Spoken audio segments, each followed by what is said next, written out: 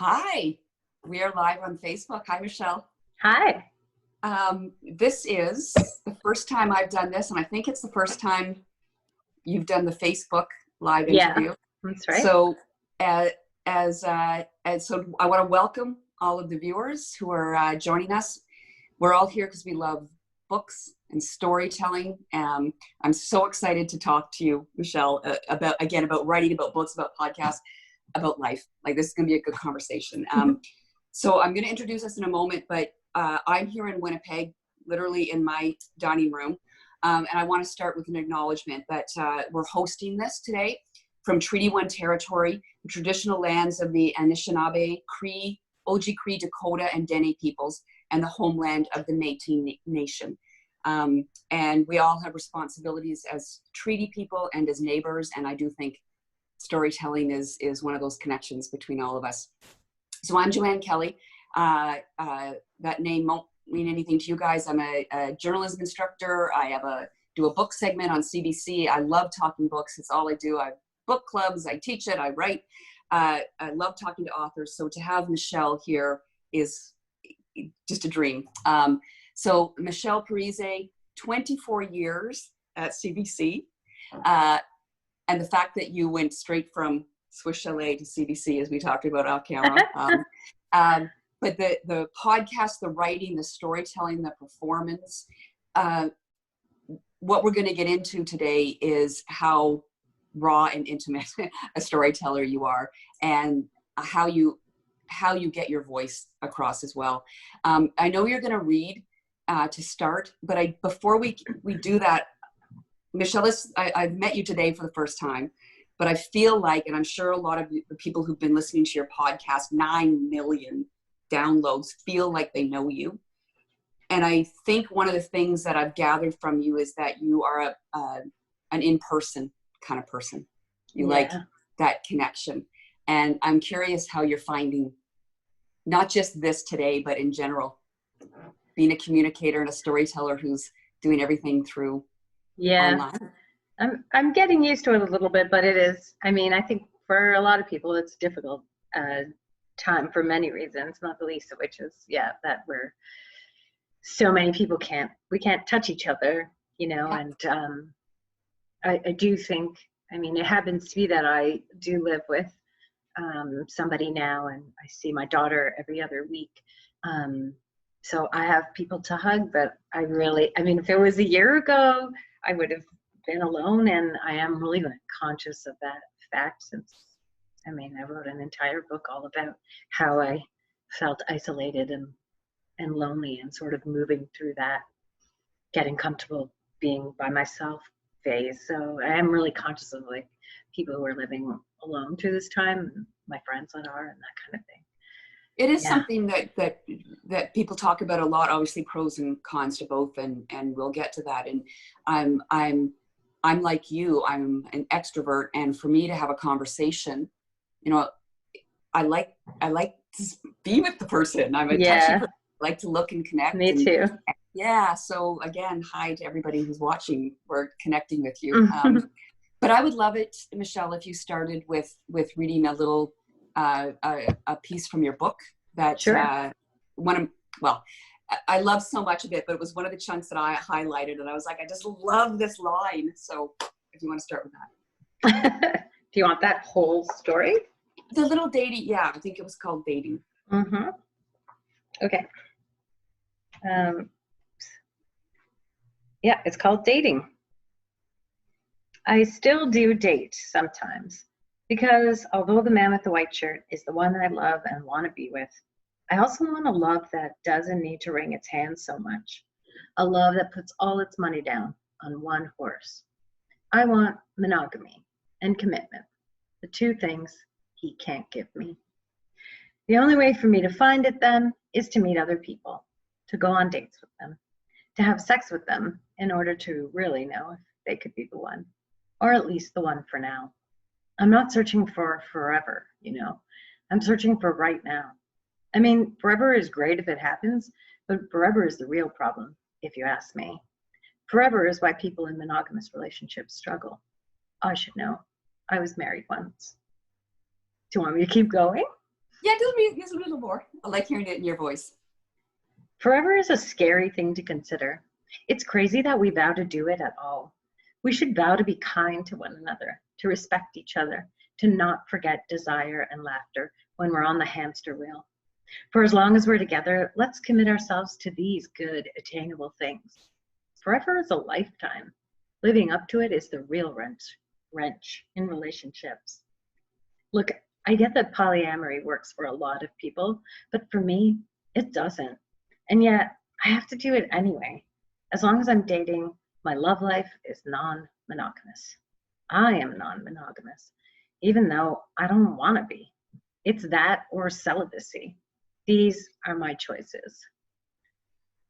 So much to go from there. And one of the things I loved about listening to you is how you take pretty complex and fierce emotions, but frame them in a way that everybody can connect to. And just that line where you say, I want a love that doesn't mean wringing hands, and how much do you have to shape what comes out?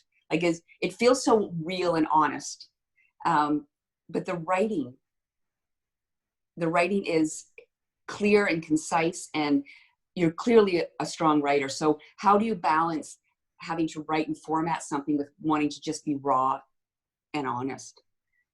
I think that it just comes out. It's not a great, like, that is not helpful to any people who want to know how to be writers or whatever. But I mean, a lot of it just comes out, and it comes out very raw. And I don't polish things or as I go. So I do think, even I see this in journalism. I mean, I write every day and vet scripts every day. And sometimes I can see that people get hung up on like getting every line perfect before. I mean, it's not on air yet. Nobody's reading it. No one's seeing it. If it's on your laptop or whatever, it doesn't matter. Like, I always just say, like, just write everything out. Like, it doesn't matter if it's stupid or you don't have all the information. You can fill it in later, the details. And so that's kind of why I think. And then just happens that, like, I am a good writer. And so sometimes I just write really great lines, like that wringing hands line, right? Like, and that just came out that way. And I don't know where it came from. It's like, it just did. So I don't polish a lot. I polish after. I just like let everything out, go through it. I go through it over and over and over again, and just like fine tune. That's basically. And the just letting it out is obviously what people connect to. And so you, with 9 million downloads, and what are you hearing from people? Like, how does it feel for you when you hear someone say that line, that moment, what you articulated, connected with me? How does that make you feel? Oh, it's a wonderful feeling, because like, I think that, and there's nothing wrong with this, but I knew that it was more than just like a book for jilted 40-year-old women. I know it is, and in fact it is. But my worry was that only those people who are, it would be great if they read it, but would be the only people to hear it or read the book. And so to get response from all over the world, from all kinds of different people, and men and women and gay people and straight people and everybody, that was very validating and good, because I feel like I was able to articulate, not just my specific story, but something like that's the story of all of us. That sounded hokey, but No, I mean, it's what makes good writing, right? To understand what makes us human and what connects us, and to be able to transcend your own story to something that everybody can connect to. I'm gonna bet there's a lot of people out there who have been cheated on and who have had heartbreak. It may not be exactly the same as yours, but they've lived through the heartbreak. And a lot of people who deal with, and I love how you carve out, and how you as a person have managed to carve out the word alone from lonely, which is such an incredibly important journey, I think, especially for a lot of women who find themselves, a marriage that implodes or explodes, or they leave and they're now alone, but that's so different than lonely, right? It is. It really is. And you know, and the advice you get a lot, or at least I did get a lot from people. It was like, just to learn to like love yourself and love being alone. And I'm like, I love myself. Like, I think I'm pretty great. And I have lots to do. I'm not bored when I'm alone. Yeah. It's not for lack of, you know, not knowing what to do with myself, or it wasn't. It was more that for me, I grew up with so many people around, and I was always in a relationship, and I was married for 12 years, I was together with him for 12 years. And so I was used to doing my own thing and having my own interests, but with like another person in orbit. And the not having any orbiting planets is the part of being alone that was very hard for me. And, you know, like coming home to a empty apartment was just brutal. It took me 6 years, basically. Michelle, that was probably one of my favorite parts of the book, was when you realized coming home was home, and it was a good thing, and you felt happy coming home. And you know, I live alone, and I've been in my house pretty much 24 hours a day through this, and there's not 1 minute that I'm not happy to be in my home, which is great. So when you read about I found it interesting how much of the journey were you aware you were on, or was it all putting it together as a podcast and a memoir after? Like, as you were going through it, did you realize how much you were growing, or was it only kind of in hindsight? Well, it's not really in hindsight, because I was writing the book as I was living it. So a lot of it was in real time. And I kind of early on realized it was a journey story, but I didn't know what the end was. And I also didn't feel like a classic hero. Like, you know, so yeah, it's a journey story, and I was moving through the stages, like, you know, but I felt like I was just in the abyss stage, you know, of the classic hero's tale or whatever, just down in the abyss for a really, really long time. And there wasn't really an ending, because it was like a living document. And you know, I finished the book originally in 2015. Oh man, that's 5 years ago. And I almost had I did have a publishing deal, and then I decided not to publish it. And the ending was not very strong, but because it was still sort of, it turned out I was 3/4 done, that book, you know. And then I decided, like, in the next year and a half or whatever, to turn it into the podcast. And meanwhile, all that time I was writing. I'm always writing, basically, and I'm always writing down things that are happening as they happen, or really close to when they're happening. And that's why I can be, I think, as specific as I can with the dialogue in the book and stuff like that, because I write it down. I mean, it's still my impression of it, but really, if it was any kind of reflection memoir, there would be no memoir. I wouldn't have any memory. And I think the reader would be able to sense that veil of hindsight, whereas it feels so incredibly real. Like I don't know that I realized that it was several years earlier when I first got into it, and I thought, oh, who is this person? She's living this right now. Yeah, and there's an urgency, right? Like, a lot of the response I get, and I still get emails and things from people, and they're like, I hope you're okay. And I'm like, I'm okay. This was 8 years ago. But but you know, that was kind of that was a decision I made, basically. I mean, I had all this disparate writing, you know, all these little chunks and bits and pieces and stories and things, and when I put them together and shaped them and polished them, or put them in different orders, I really made the decision to keep them in the voice of myself at the time I wrote it, because I didn't want to, like, mess around with that authenticity of how I felt in the moment, even though some of it is so eye-rolling, which is funny when people are like, oh, she's so annoying and so eye-rolling. And I'm like, I know. That's because that's how we are. Have you ever had a friend who's saying the same thing all the time? If you took that and polished that off to make yourself look better in it, right? Yeah, no, I mean, I definitely don't come off great all the time in this thing. I mean, there's a lot of things where you know, when I was editing the book this time around, I was like, oh my gosh, I can't believe that's going to be in print forever. Or I had to perform it in the podcast, where the same thing, where I'm like, I do not feel this way, not even a little bit. But I need to remember that I did. The rawness of, you know, I've listened to the podcast, I've read the book, and it just feels so. I'm going to use this word, but I don't mean it the way it's going to sound. When I say cringy, I don't mean cringy for you. I just mean, like, I would never have the guts to be that honest. And it's so brave. But it does feel brave to be that honest about how lonely you are, about what you truly are looking for. The idea that, as I'm going to say women, but people in relationships, that you have to either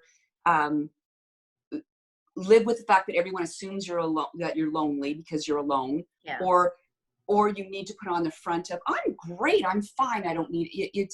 We have this fear of really truly being naked in front of people, and you were, and obviously that's why people connect with it. So writing it at the time, but then going back and voicing it and reading it as your podcast, and then working on this book, how easy or hard was it to put yourself back in all those feelings and emotions?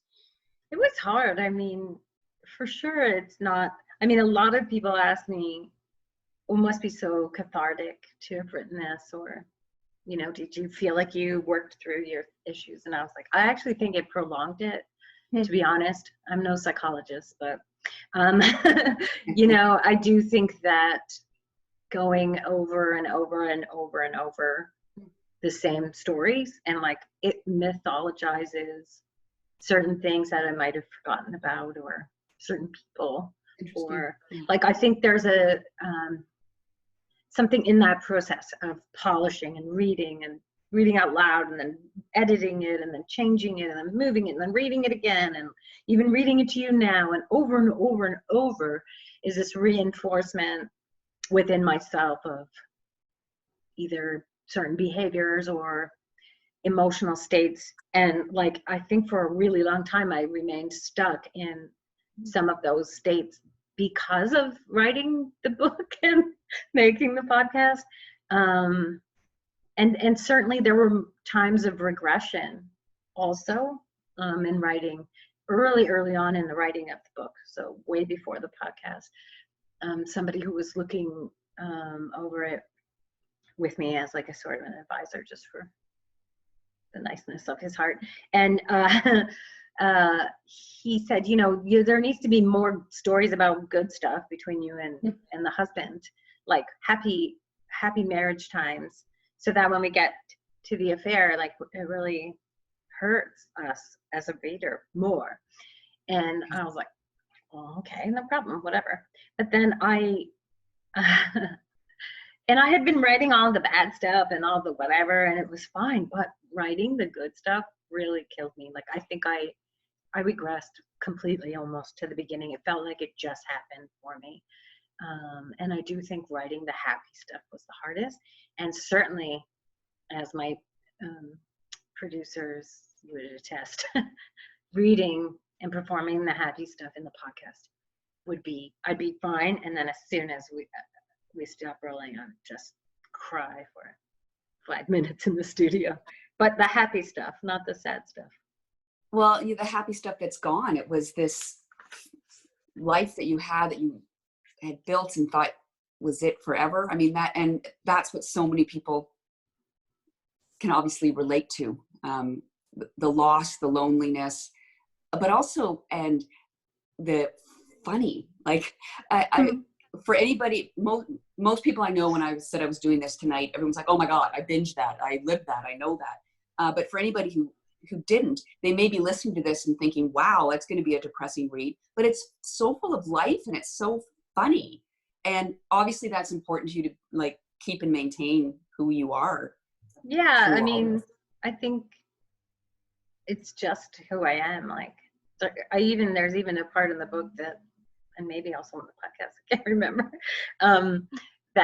where I call myself the saddest optimist, right? And it's true. And I just stole that from myself. It was in an email, because I'm always also, like, I research myself, like when I was writing it a lot, and fact check myself. And so such a journalist at the end of the day. And I found that in an email to a friend, where I was like, oh, well, I guess that's me, the saddest optimist. And that line exactly is in, and I think there's a whole story called The Saddest Optimist. And I do think that that's just who I am. And I do think it was important to the success of the story, because if it's just, you know, a podcast of 28 episodes of despair, or like, you know, 300 pages of despair, like, who, maybe a small portion of people would want to read that, but you know, the hope, having hope, being able to laugh at yourself, being able to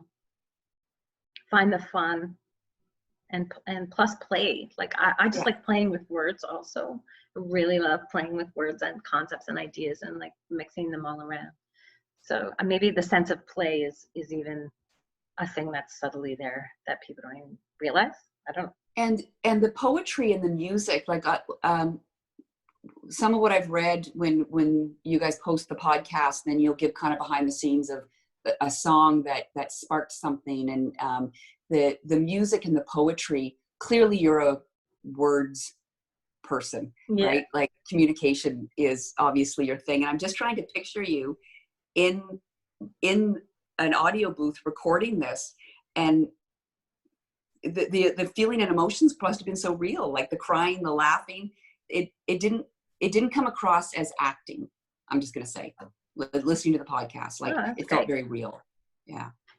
Great. I mean, I definitely was acting. I mean, I had to perform it. That is the thing. Like, because I knew, like, I produced it and came up with it and everything. So like, I knew that my idea was, I didn't want it to just be a book on tape. I'm so old. Yeah.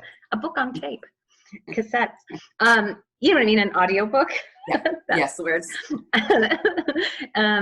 Which there's nothing wrong with audiobooks. They're great, but I wanted something more. And what I wanted was, like, I really wanted to create something, because I knew I had this thing. Like, I knew I had this really great manuscript, and if it wasn't going to be a book, I wanted it to be something else. I wanted it to be like a movie for your ears, and that is how I conceived of it, and that is what we went in there and made.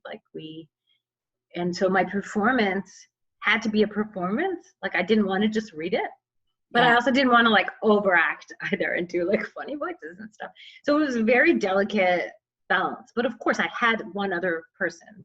All 3 seasons were made with just me and one other producer, and that's it. I kept it very small on purpose, and because CBC has no money, and that intimacy of just 2 people, because any more people, it's too many people, because it's my life, right? Also, so it's my art. It's like the biggest thing I've ever written. Plus, it's actually my life. Plus, I have to perform it and write it. Like, it's a lot. So I needed to really trust the one other person in this tiny, tiny room with me. And I really had a lot of fun. I mean, I had a performance background, sort of, like child acting, teenager in my 20s, like singing or acting in plays and stuff like that. But like, I'm not trained. But I'm not a trained writer either. Not anything. I never really was trained in anything. But the performance was like, I got to really play again, and like figure out different ways of doing dialogue, which was very hard. Well, there's a scene where you are talking about how you wish you were a man in the 50s, right? Like coming home, and the production is so clean and simple, but there's this shift in the podcast where it feels like a dream sequence, like you're coming home and getting your newspaper while your wife makes dinner, and it feels like you're sitting around talking to a great storyteller, which is thanks. And I hope that I feel like the page, it lifts off the page in the same way for readers. I do. I think. I mean, obviously, there's no music production or whatever, but my voice is my voice, basically. It doesn't, if there's anything about me that can be said, it's clearly it is the voice in the book is my voice talking to you right now is Yeah. my voice in the podcast. And so that makes it, easier, I think. Either way, if you haven't heard the podcast, it doesn't matter. And if you read the book and vice versa, like, yeah, they go together. yeah. And so there's your voice, and I'm sure you get asked this question a lot, but there's no, it's how this is such an intimate story that with real people. And Yeah. of course, I love how you work around that just with names for everybody. So, but one of the things that really stood out to me as somebody who works with young journalists is that you really kept this from your perspective. And I love that you didn't impose or second guess or try to read people's minds. You didn't give people motivations that you didn't know, which to me, that's the kind of storytelling that I appreciate as a first person storyteller. But I guess if you can talk a little bit about the process of how you write about real people in such an intimate way. I think that I started the same way I always did, with just writing it all out and then going through it with a fine tooth comb and being very, very deliberate about every single thing that I was saying about anybody else. And not just my ex-husband, but anyone, my friends, my everything. I was so careful about anything I said about anyone, because not everybody is a big loudmouth talker about their whole life, like person like I am, right? I mean, some people are actually private, even if it's nothing to hide or whatever, they're still private. And so I wanted to respect people's privacy, but I also really wanted their funny little stories in there too, like my friends or everybody. And yeah, so it was a very difficult, this earbud is stuck in my earring. It was a very difficult process, but I just took a lot of care, and especially with my ex-husband, with my daughter. This is their story more than anything, or like they're the biggest players almost in it, and the man with the white shirt, like. And so I really wanted to be sure that as much as possible it was from my perspective. I don't think I ever say that this is the absolute truth of the world. You know what I mean? It's obviously it's more, this is an impact on a person of these things that happen in life. It's like, and so I didn't want to talk about anyone else's motivation. I can't guess. I'm not there to figure out people's. I don't think that's fair. That's their story to tell. Yeah. I hope I did okay. As far as I know, nobody's angry at me. I was going to ask you, we've talked a bit about the reaction you've had, a huge fan base and people who've so connected with it. What's the reaction been like from people you know?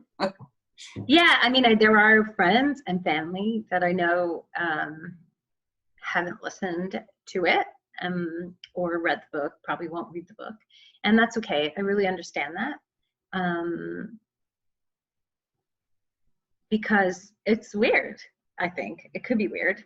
It's very intimate, and I do talk a lot about things that maybe if I was close to somebody, I wouldn't want to read it either. I mean, I would, but I understand why other people wouldn't, and so I don't mind. I just tell them they have to buy the book, but like you don't have to read it.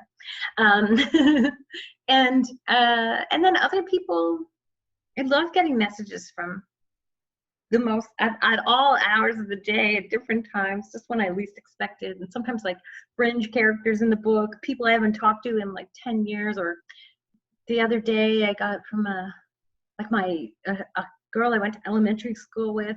She's not a girl, she's like 45 also. And I haven't talked to her in like 30 whatever years. And there was a picture of her with my book. Like, yeah, that kind of stuff it's been great. And the people who are characters in the book who've reached out to me have so far been very supportive of it.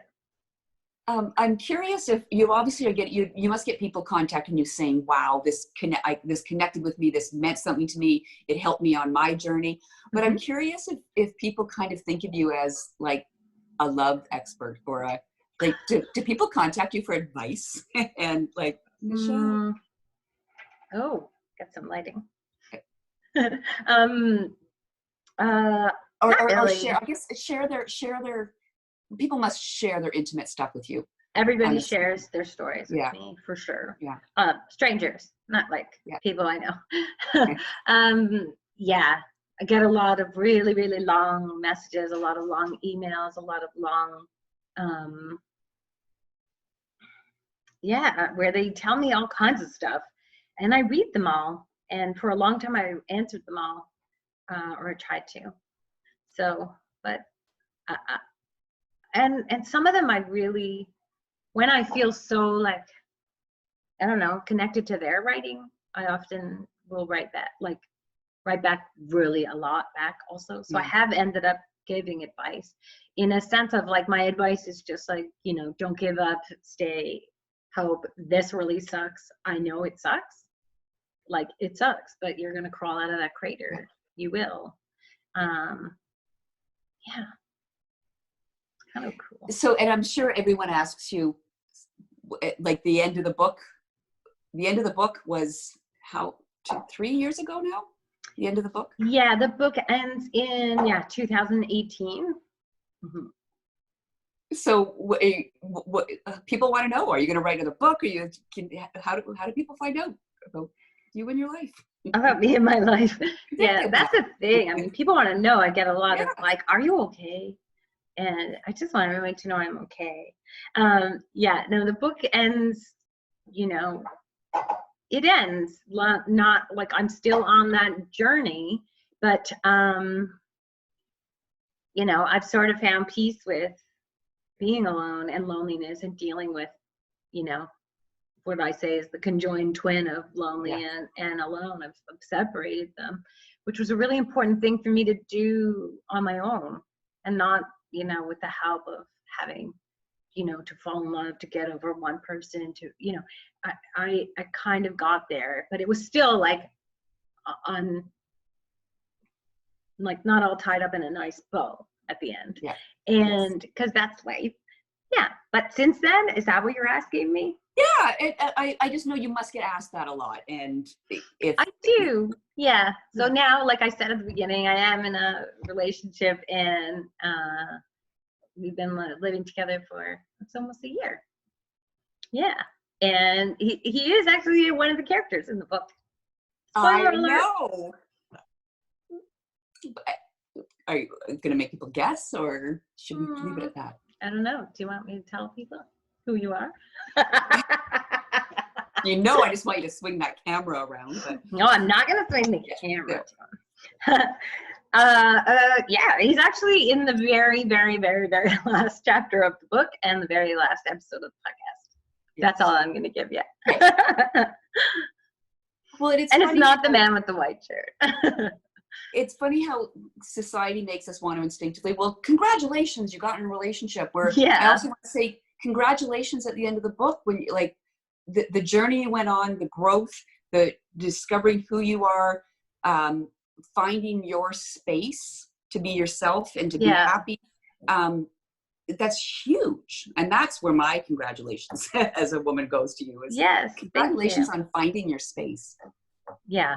Thank you. I mean, it really was hard for people to understand. People did not, like, I have a lot of friends like who, like yourself, how you were saying, you're happy all the time being alone. And, there's my friend in the book, Solo Time, who like just loves her solo time and was saying, you'll love it. And I used to say, like, what do you do? Like, how can you love it? Like, and I had never watched a movie by myself. Like, can you believe it? I went my whole life without ever watching a movie by myself, because I just couldn't imagine doing these things by myself.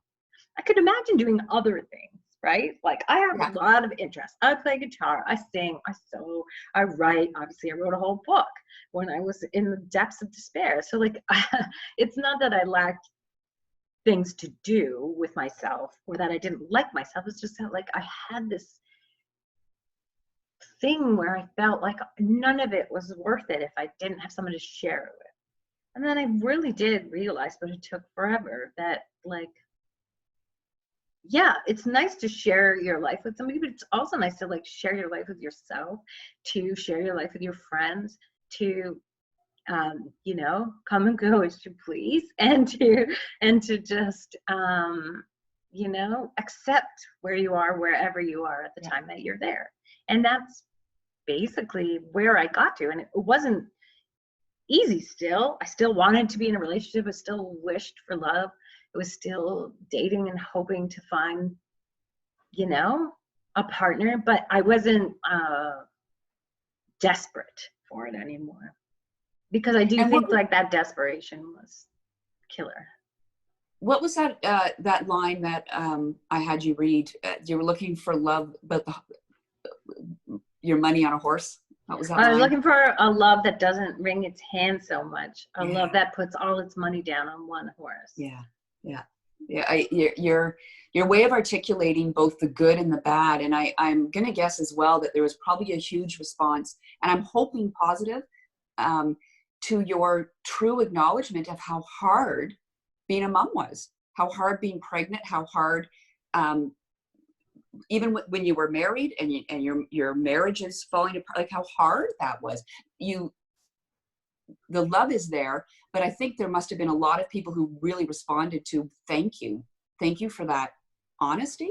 That less than that doesn't come up as much. I think people, you know, that's the thing about the book is that it's about a lot more than just like when I'm alone. Like there's also, you know, a whole, you know, what you see are these seeds of loneliness throughout that. Like when I was on maternity leave, it was maybe the loneliest time of my life, maybe worse almost in some strange way. I just felt completely disconnected from the experience of maternity leave and being a new mom. I felt completely not how I thought I was supposed to feel. And I do think that a lot of women feel that way, or think that they're doing a bad job, or they're not good at being a woman. Or they're not allowed to talk about it if they do feel that way. No, you can't, right? I mean, I can, and I did, because I don't care. Like, I'm going to talk about these things. Not I don't care. I care so much. But I mean, like, I felt like that is a story that you never see on a TV show. You never read in a book. It's just not part of the culture. You don't see it on Instagram, like, or whatever. You're never gonna, never. I mean, it's there. People do make art about how motherhood sucks, but like, I'm not the only one. I'm saying, but it's not really a pervasive, like, it's not all over our media and our culture. And so I really felt very strongly about keeping that in. And, you know, when I talked to my daughter about it, like, to say, like, this podcast is coming out and then the book, and like, I talk about that I hated being pregnant with you.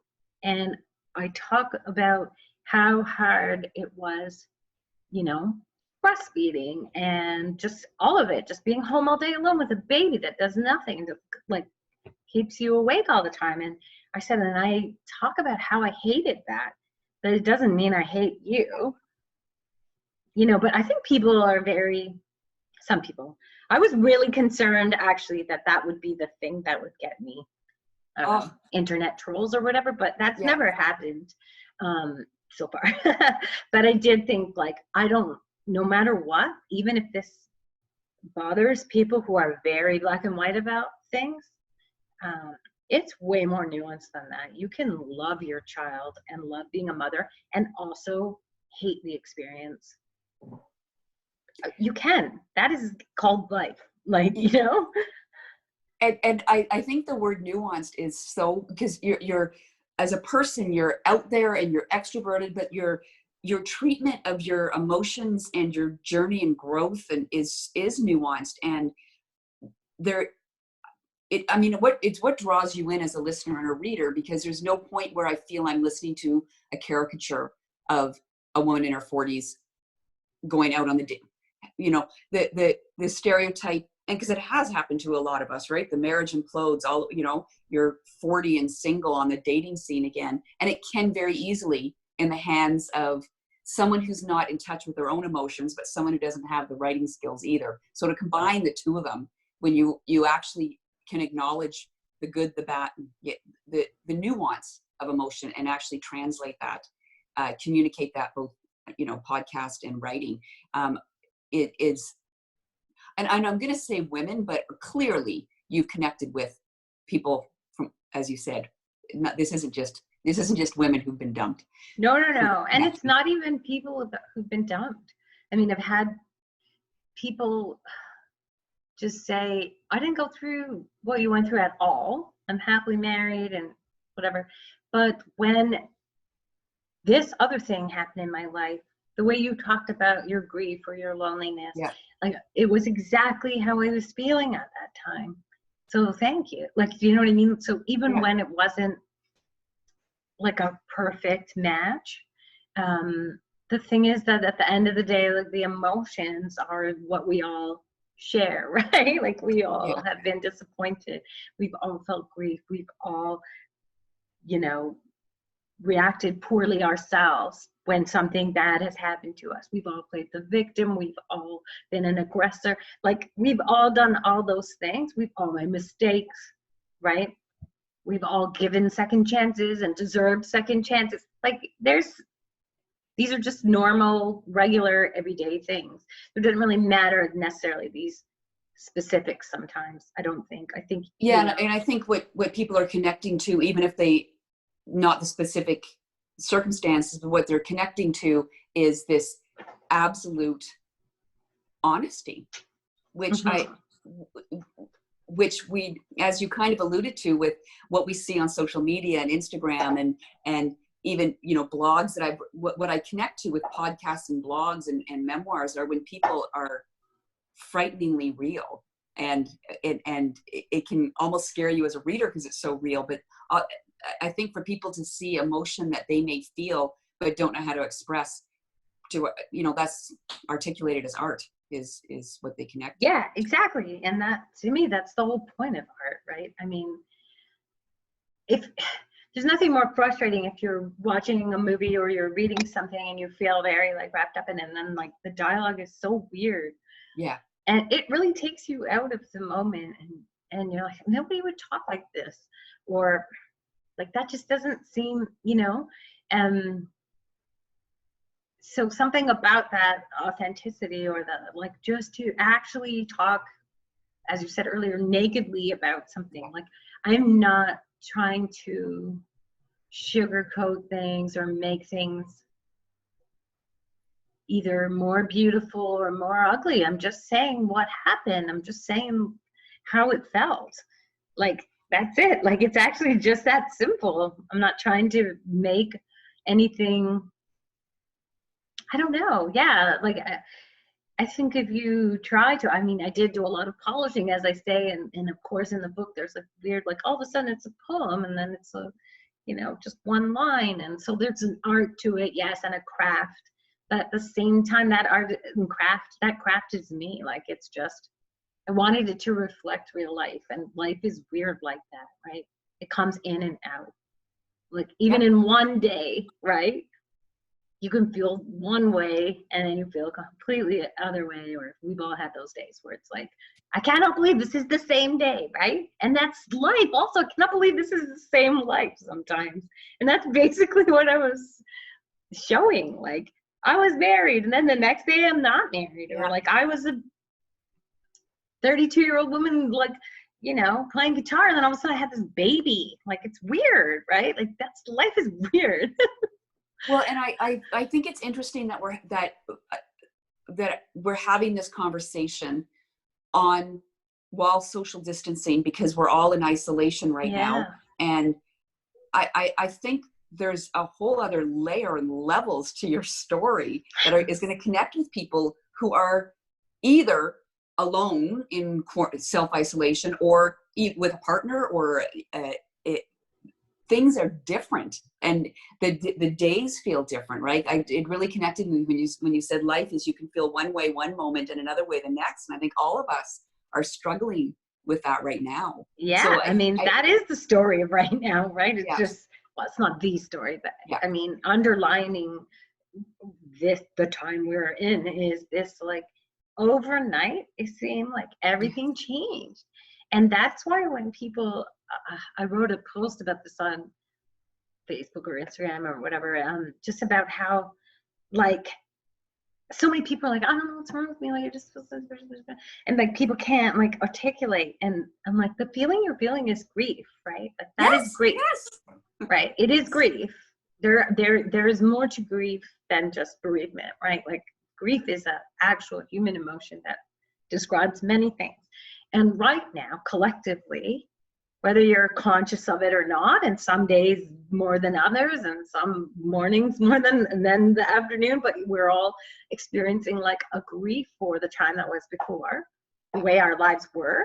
And then we have anticipatory grief because we don't know what's coming next. And that's basically my whole book. It is. Those feelings.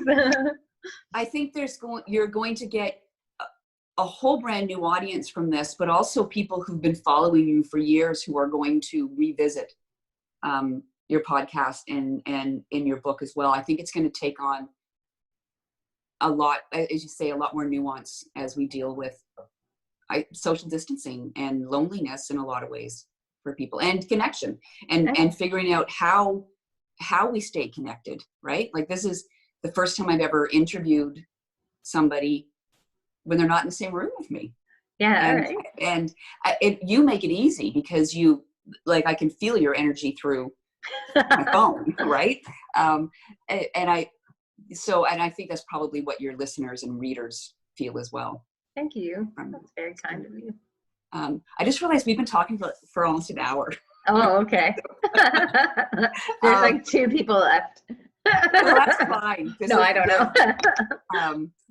But I want to make sure this is the official part that, well, obviously thank you, but Dundurn Press, and also books are such a connection for people in this time. And I've struggled to find my focus in reading, and books are my life. So reading books about true, authentic people, as I've found, I've been reading more memoirs and that through this. So I personally want to thank you for that. Michelle's book, you're of course at McNally Robinson. That's where I got mine. The festival's longtime bookseller. They're open. I was there today for the first time, and I have to say I was almost in tears a little bit just walking through the bookshelves. They're open in Winnipeg? They're open. Oh, they're wow. open. And just to don't worry, I didn't wander and go around and touch everything. I just got the book I needed, but it was lovely to be there. So I want people to check out thinairwinnipeg.ca. Charlene, it was working hard to bring more of this, more connection through storytelling and authors. And so for people who are watching, thank you for joining us. Michelle, thank you for today, but also thank you for sharing your journey through your books and your podcast. A lot of it just really, really moved and touched me and had an impact on me. So thank you. Thank you so much. That's really kind of you. And this was super fun. Hey. Thanks. Bye. Bye. I think we're still live. Probably. Okay.